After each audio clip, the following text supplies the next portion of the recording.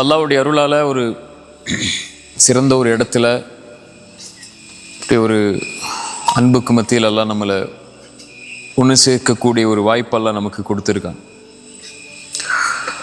இந்த வாழ்க்கை ரொம்ப சோதனைக்குள்ள, சிரமத்துக்குள்ள, அல்லது அல்லாஹ் இன்பங்களை கொண்டும் சிரமங்களை கொண்டும் கஷ்டங்களை கொண்டும் மாறி மாறி அல்லாஹ் சோதிக்கக்கூடிய ஒரு சிரமமான உலகம்தான் இது.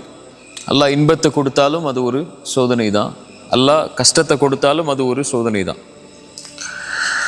ஆனால் இந்த வாழ்க்கையில் ஒரு முஃமின் அல்லாஹ்விடத்தில் எதிர்பார்க்கக்கூடிய மிக முக்கியமான ஒரு அம்சம் அல்லாஹ்வுடைய பாதுகாப்பு. அல்லாஹ்வுடைய பாதுகாப்பு. அல்லாஹ்வுடைய பாதுகாப்பு ஒரு மனிதனுக்கு இருக்குதுங்கிறதுக்குரிய அடையாளமே அல்லாஹ் அவனை பாதுகாக்கிறான்னா அவனை பாவங்கள்லேருந்து அல்லாஹ் பாதுகாப்பான். அல்லாஹ் ஒரு மனிதனை பாவம் செய்ய விடாமல் தடுக்கிறான்னாலே அவன் அல்லாஹ்வுடைய பாதுகாப்பில் இருக்கிறான்னு அர்த்தம். ஒரு மனிதன் பாவம் செய்ய ஆரம்பிக்கிறான்னா அவன் அல்லாஹ்வுடைய பாதுகாப்பை விட்டு விலகிறான்னு அர்த்தம். புரியுதா நான் சொல்றது? ஒரு மனிதன் அல்லாஹ் பாதுகாக்கிறான்னா அவன் பாவம் செய்ய விடாமல் அல்லாஹ் பாதுகாக்கிறது தான் அல்லாஹ்வுடைய பாதுகாப்புடைய அடித்தளமே. அல்லாஹ்வுடைய பாதுகாப்பை விட்டு ஒரு மனிதன் விலகிறான்னா அவன் பாவத்தை செய்ய ஆரம்பிக்கிறான்னு அர்த்தம். உஹதுடைய களம், அல்லாஹ்வுடைய பாதுகாப்பு இறங்கிக்கிட்டே இருக்கு. மலக்குகள் அல்லாஹ்வுடைய தூதரோடும் ரசூலோடும் சேர்ந்து போர் செஞ்சுக்கிட்டே இருக்கிறாங்க. அல்லாஹ்வுடைய பாதுகாப்பு இருக்கு. சஹாபாக்கள்ல சிலர் உலகத்துடைய ஆசை கொண்டு கனிமத்துடைய பொருளை அல்லாஹ்வுடைய தூதருடைய கட்டளைக்கு மேலே அல்லாஹ்வுடைய கட்டளைக்கு ஒரு அல்லாஹ்வுடைய தூதருடைய கட்டளைக்கு ஒரு விளக்கம் கொடுத்து அந்த மலையிலிருந்து கீழே இறங்கின உடனேயே அந்த பாவத்துக்குள்ள சஹாபாக்கள்ல சிலர் ஈடுபட ஆரம்பிக்கும் போது அல்லாஹ் எதை நிறுத்திடுறான்? அல்லாஹ்வுடைய உதவியை விட அந்த போர்க்களத்தில் தேவையானது அல்லாஹ்வுடைய பாதுகாப்பு. எதிரிகள்ட்ட இருந்து அல்லாஹ் பாதுகாக்கணும்ல, அப்பதான் உதவி கிடைக்கும். இப்போ அல்லாஹ் அந்த பாதுகாப்பை நிறுத்திடுறான். எதனால? சஹாபாக்களுடைய சிலருடைய செயல்பாடின் காரணமா. இதான் அடித்தளம். இப்போ அல்லாஹ் ஒரு மனிதனை பாதுகாக்கிறான்னா அவனை பாவத்திலிருந்து அல்லாஹ் பாதுகாப்பான். அல்லாஹ் ஒரு மனிதனை பாதுகாக்கிறதுலிருந்து அல்லாஹ் விலகணும்னா அந்த மனிதன் பாவத்தை செய்ய தயாராகும். இன்னல்லாஹ யுதாஃபிஉ அனில் லதீன ஆமனு. அல்லாஹ் ரப்புல் ஆலமீன் ஈமான் கொண்டவர்களை அல்லாஹ் பாதுகாப்பான். அவ்வளவுதான். வானம் பூமிகளில் உள்ள எல்லோரும் ஒன்று சேர்ந்து அவனுக்கு எதிராக நின்னாலும் சரி, அல்லாஹ் அவனை பாதுகாக்கணும்னு நாடிட்டான்னா அவ்வளவுதான், முடிஞ்சு.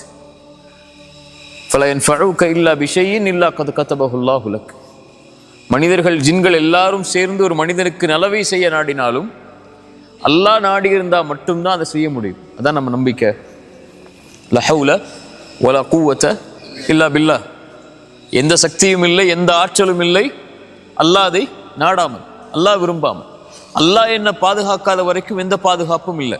மனிதர்கள் ஜின்கள் எல்லாரும் ஒன்று சேர்ந்து உங்களுக்கு எதிராக மாறிவிட்டாலும் அல்லாஹ்வுடைய நாட்டமில்லை என்றால் எதுவும் செய்ய முடியாது. அதுதான் அல்லாஹ்வுடைய பாதுகாப்பு.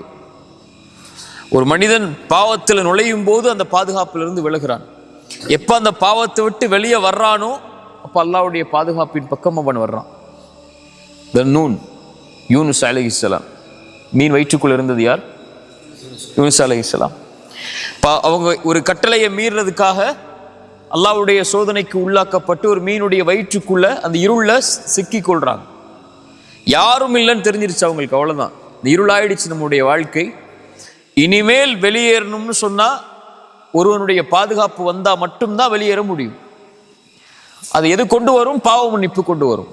உடனடியாக அழைச்சாங்க, லா இலாஹ இல்லா அன்த சுப்ஹானக் இன்னி குன்து மினல் ஸாலிமீன்.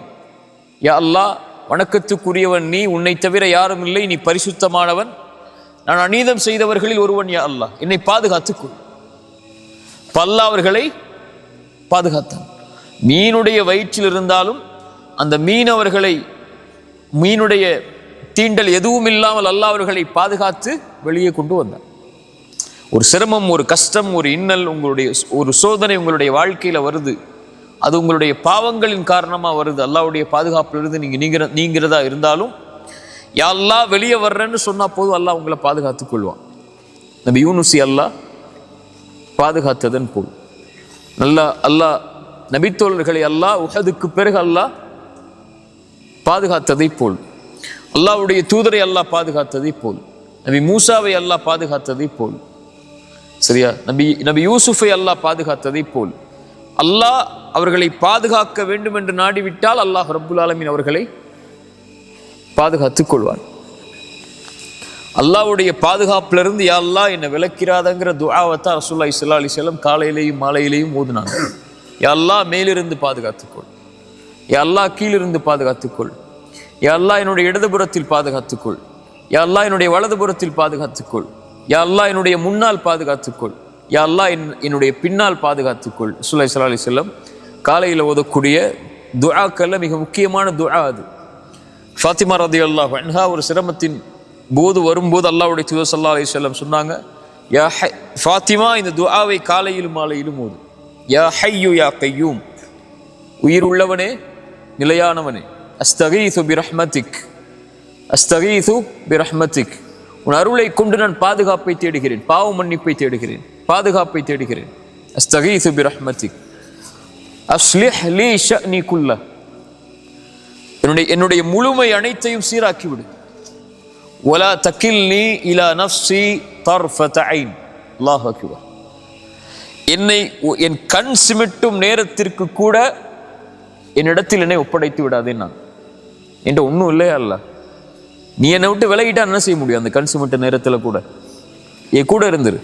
வலா தக்கில்னி இலா நஃப்ஸி தர்ஃபத ஐன். அந்த கண் சிமிட்டும் நேரத்தில் கூட அல்லாஹ் என்னை விட்டு விலகிறாத, எப்போதும் என்னோட இரு, எப்போதும் என்னோட இருந்து என்னை பாதுகாத்துக் கொண்டே இரு. இன்னல்லாஹ கரீபுன் முஜீப். சாலிஹ் அலைஹிஸ்ஸலாம் அல்லாஹ்வை பற்றி சொல்லும்போது சொன்னாங்க, அல்லாஹ் கரீப், அல்லாஹ் முஜீப். அல்லாஹ் உங்களுக்கு அருகாமையில் இருப்பவன், அல்லாஹ் உங்களுடைய அழைப்பிற்கு பதில் கொடுப்பவன். அல்லாஹ்வை எப்போ அருகாமையில் வச்சிருக்கோமோ அப்போ அல்லாஹ் அழைத்தால் பதில் அளிப்பான். அவ்வளவுதான். அல்லாஹ் அழைத்தால் பதில் அளிப்பான். வ இதா சஅலக இபாதி அன்னி ஃபஇன்னி கரீபுன். அல்லாஹ்வுடைய பெயர்கள் பண்புகள்ல ஒன்று அல்லாஹ் கரீப், அல்லாஹ் நெருக்கமானவன். நபியே, என்னுடைய அடியார்கள் என்னை பற்றி உம்மிடத்திலே கேட்டால் நபியே நீங்கள் சொல்லுங்கள், ஃபஇன்னி கரீபுன் உஜீபு தஅவத தாஇ இதா தஆன். அழைப்பவர் அழைத்தால், யார் அழைத்தால்னு நான் சொல்றேன் பின்னாடி, ஆனால் அழைப்பவர் அழைத்தால் அந்த அழைப்பிற்கு நான் பதில் கொடுப்பேன். ஃபலஸ்தஜீபு லீ வல்யுமினூ பி. அவர்கள் என்னை அழைக்கட்டும், என் மீதே முழுமையான நம்பிக்கை கொண்டு என்னை சார்ந்து இருக்கட்டும், என்னையே அழைக்கட்டும், நான் தான் அவர்களுக்கு அருகாமையில் இருப்பவன். அலம் தர அன்னல்லாஹ், வசனத்தை நல்ல மனசுல வச்சுக்கோ. அலம் தர அன்னல்லாஹ் யஅலமு மா ஃபிஸ் ஸமாவாதி வ மா ஃபில் அர்த். வானங்கள் பூமியில் நடக்கக்கூடிய அனைத்தும் அல்லாஹ்வுடைய அறிவில் உள்ளது.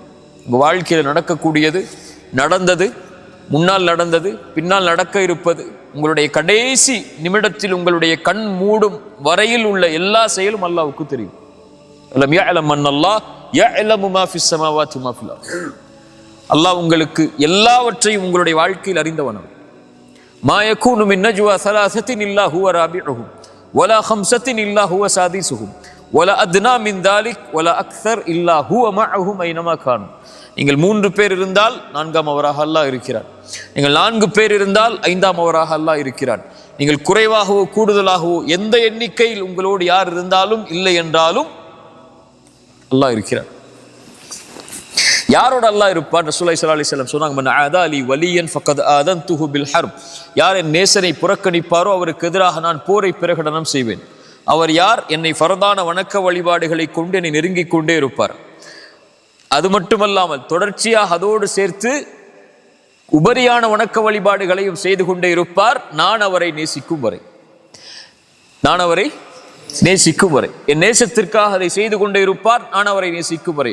நான் அவரை நேசித்து விட்டால் அவர் பார்க்கக்கூடிய பார்வையாகிறேன், அல்லாஹ் பாதுகாக்கிறான். அவன் நடக்கக்கூடிய காலாகிறேன், அல்லாஹ் பாதுகாக்கிறான்.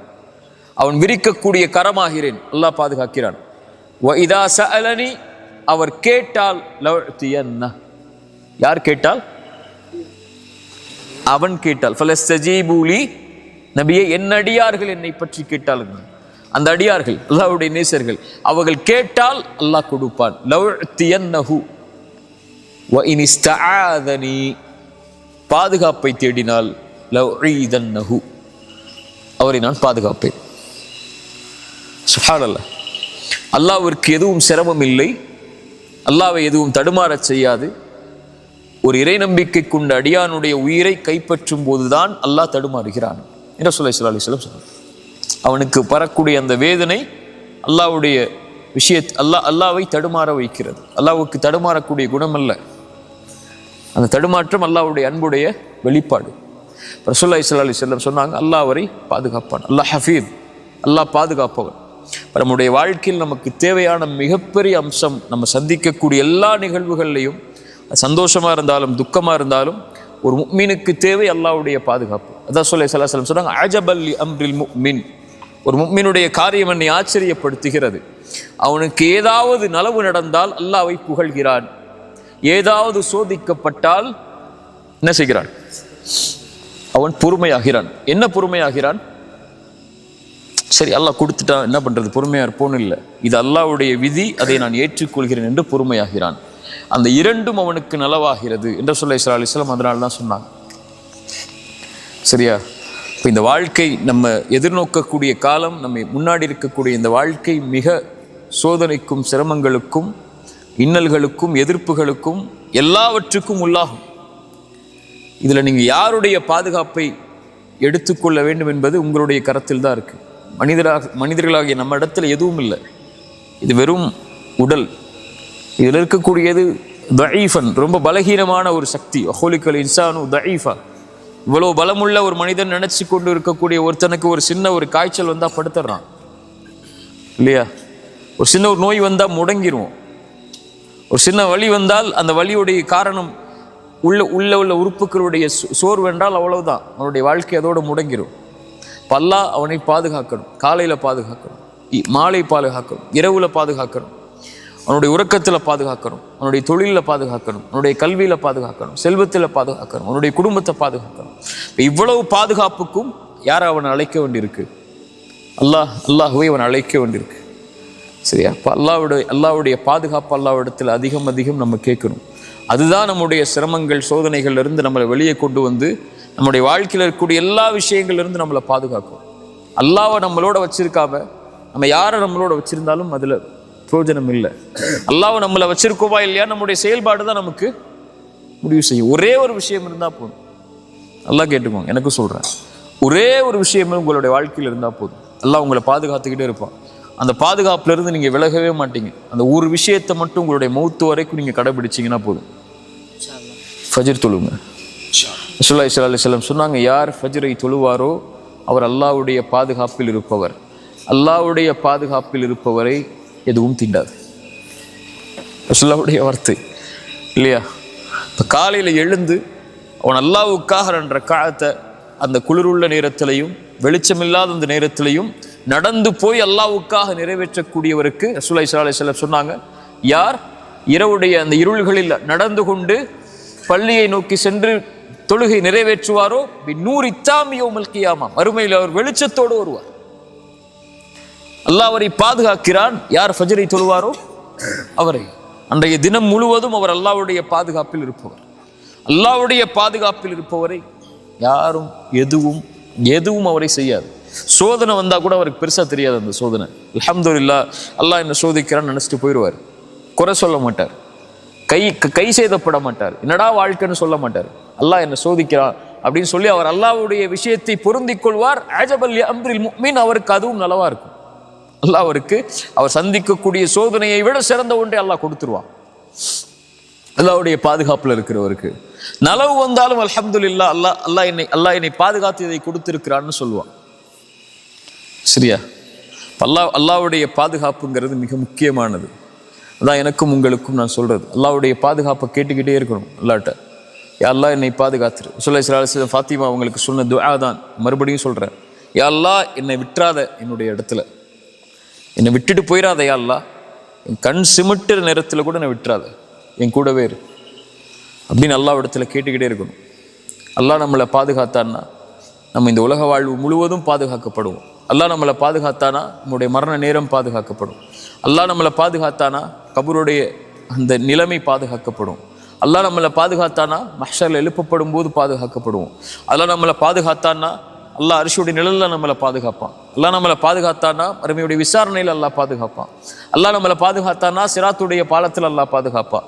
அல்லாஹ் நம்மளை பாதுகாத்தானா சொர்க்கம் வரைக்கும் அல்லாஹ் நம்மளை பாதுகாத்து கொண்டு போயிடுவான். இதான் உன் இடம்னு சொல்லி அல்லாஹ் நம்மளை பாதுகாக்காமல் விட்டான்னா உலகமே ஒன்று சேர்ந்து நம்மளை பாதுகாக்க நினைச்சாலும், நமக்கு உறுதுணை அணிக்க நினைச்சாலும், நமக்கு நலவு செய்ய நினைச்சாலும் நடக்காது. சரியா? அதனால இதைத்தான் நம்முடைய வாழ்க்கையுடைய அடிப்படையாக வச்சு நம்முடைய எல்லா செயல்பாடுகளையும் நம்ம அமைச்சு கொள்ளணும். அல்லாஹ்வை ரொம்ப நெருக்கமாக வச்சிருக்கணும். அல்லாஹ்வுடைய அந்த பலம், அல்லாஹ்வுடைய அந்த பாதுகாப்பு, அல்லாஹ்வுடைய அந்த சக்தி அசைக்க முடியாத ஒன்று. அதை உணர்ந்துட்டோம்னு சொன்னால், அது மேலே நம்ம அதை சார்ந்து இருந்துட்டோம்னு சொன்னால், அது மேலே நம்பிக்கை வச்சிட்டோம்னு சொன்னால் அவ்வளோதான். மூசாவுக்கு ஒரு கைத்தடி தான், யூனுஸுக்கு ஒரு பிரார்த்தனை தான், நூஹ் அலைஹிஸ்ஸலாமுக்கு ஒரு மலை தான். சரியா? நபி ஈசாவுக்கு அந்த சோதனையிலேருந்து அவங்க தங்களை பாதுகாக்க நினைச்ச பிரார்த்தனை தான். ரசூலுல்லாஹ்வுடைய ஒவ்வொரு நிலைமையும் நம்முடைய வாழ்க்கை ரசூலுல்லாஹ்வுடைய சீரால அல்லாஹ் அவர்களை பாதுகாத்த நிகழ்வுகள், அல்லாஹ் அவர்களை அழைத்த காரணத்தால் தான். புரியுதா? அல்லாஹ் ஹஃபீத், அல்லாஹ் பாதுகாப்பவன். அல்லாஹ் கரீப், அல்லாஹ் நம்மளோட நெருக்கமாக இருக்கிறவன். அல்லாஹ் முஜீப், நம்ம பாதுகாப்பில் இருக்கக்கூடியவர்கள் அழைத்தால் அல்லாஹ் பதில் அளிக்கக்கூடியவன். அல்லாஹ் பாதுகாக்கக்கூடியவன். அல்லாஹ்வுடைய நேசர்களாக மாறுறதுக்குரிய வழிமுறைகளையும் செயல்பாடுகளையும் வணக்க வழிபாட்டின் மூலமாக செஞ்சு அல்லாஹ்வுடைய பாதுகாப்பை பெற்றுட்டோம்னா அதுக்கு பிறகு இந்த உலகத்தில் பெறுறதுக்கு எதுவும் இல்லை. அல்லாஹ் பார்த்துப்பான் மீதி விஷயங்களை. சரியா? ஜஸாக்கமுல்லாஹ் ஹைர். அல்லாஹ் ரப்புல் ஆலமீன் உன்னுடைய பாதுகாப்பையும் உன்னுடைய அரவணைப்பையும் நம்முடைய எல்லா சோதனைகளையும் சிரமங்களையும் எல்லாம் நமக்கு தரணும். அறிவுரை எனக்கும் உங்களுக்கும் அறிவுரை ஆக்கிக் கொள்கிறேன். ஜஸாக்கமுல்லாஹ் ஹைர். 2 விஷயம் அல்லாஹ்வுடைய பாதுகாப்பு விஷயத்தினால சொல்கிறேன். 2 விஷயம் உங்கள் வாழ்க்கையில் இருந்துச்சுன்னா அல்லாஹ் உங்களை பாதுகாத்துக்கிட்டே இருப்பான். முக்கியமான அறிவுரையை எடுத்துக்கோங்க. இதை இந்த ஒட்டுமொத்த இந்த அமர்வுகளையும் எனக்கும் உங்களுக்கும் நான் சொல்லக்கூடிய மிக முக்கியமான அறிவுரையில் இது ஒன்று. 2 விஷயம் உங்கள் வாழ்க்கையில் இருந்துச்சுன்னா அல்லாஹ் உங்களை எல்லா இடத்துலையும் பாதுகாப்பான். 1, குர்ஆனை காலையிலையும் மாலையிலையும் ஓதுங்க. ஒரு பக்கமாவது, அதில் 5 ஆயத்தாவது குர்ஆனை திறந்து, மொழியாக்கம் தெரியலனாலும் கூட பிரச்சனை இல்லை, குர்ஆனை திறந்து காலையில் ஒரு 2 நிமிஷம் ஒதுக்கி ஒரு 5 ஆயத்தை ஓதுங்க. உங்களுக்கு அவ்வளோ வேலையே இருந்துச்சுன்னா அதுக்கு மேலே ஓத முடியாத அளவுக்கு, அல்லது இரவு தூங்கும் போதோ மாலையிலையோ 5 ஆயத்து குர்ஆனை ஓதுங்க. 5 ஆயத்துங்கிறது 5 ஆயத்தை தான் ஓதணும்னு நான் சொல்லலை. அவ்வளோ அதை விட உங்களுக்கு நேரம் இல்லை அப்படிங்கிற பட்சத்தில் சொல்கிறேன். குறைஞ்சபட்சம் உங்களுக்கு தாய் தந்தை உயிரோடு இருந்தால் ஒவ்வொரு நாளும் அவங்கள்ட்ட பேசுங்க கண்ணியமான முறையில். இந்த 2 நீங்கள் செஞ்சீங்கன்னா அல்லாஹ்வுடைய பாதுகாப்புலேருந்து நீங்கள் விலகவே மாட்டீங்க. 2 விஷயம் சொன்னேன். முதல் விஷயம், குர்ஆனை காலையிலையும் மாலையிலையும் குறைஞ்சபட்சம், அல்லது மாலையில்னா கூட பரவாயில்ல, ஒரு நாளைக்கு ஒரு முறை, அந்த நாள் உங்களுக்கு இருக்கக்கூடாது குர்ஆனை தொடாத நாள் அப்படின்னு உங்கள் வாழ்க்கையில் இனிமேல் அந்த ஒரு நீங்கள் மனப்பாடம் பண்ணி வச்ச அதை ஓதுற அப்படின்னு இல்லை, குர்ஆனை திறந்து அதை ஓப்பன் பண்ணி அதை ஓதுற பழக்கத்தை கொண்டு வாங்க. ஒரு நாளைக்கு ஒரு நாள் அந்த புக்கை நெருக்கமாக்குங்க. 2வது, உங்கள் தாய் தந்தை உயிரோடு இருந்தால் அவங்கள்ட்ட கண்ணியமான முறையில் ஒரு நாள் பேசுங்க. அந்த நாள் அவர்கள் இல்லாத நாள் அவங்க வாழ்க்கையில் இருக்கக்கூடாது. அவங்களோட நீங்கள் தொடர்பில் இல்லாத ஒரு நாள் உங்கள் லைஃப்லையோ, அல்லது குர்ஆனோட நீங்கள் பேசின, அல்லது குர்ஆன் உங்களுடைய நாவில் பேச வைக்காத ஒரு நாளோ, அல்லாஹ்வுடைய வார்த்தையை உங்கள் நாவு உச்சரிக்காத ஒரு நாளோ, தாய் தந்தையுடைய உரையாடல் உங்கள் நாவில் இல்லாத ஒரு நாளோ உங்கள் வாழ்க்கையில் இல்லாமல் நீங்கள் ஆக்குனீங்கன்னா ஒவ்வொரு நாளும் அல்லாஹ்வுடைய பாதுகாப்பிலே தான் இருப்பீங்க.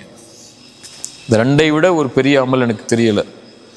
சஹாபாக்களுடைய கருத்துக்களை வச்சு, ரசூலுல்லாஹ்வுடைய ஹதீஸை வச்சு சொல்கிறேன். அல்லாஹ்விடத்தில் ஒரு அடியானுடைய பாதுகாப்பை கொண்டு வர்றதுக்கு, அல்லாஹ் அவனை நெருக்கமாக்குறதுக்கு, அல்லாஹ்வுடைய பார்வையில் ஒரு அடியான் ஆகிறதுக்கு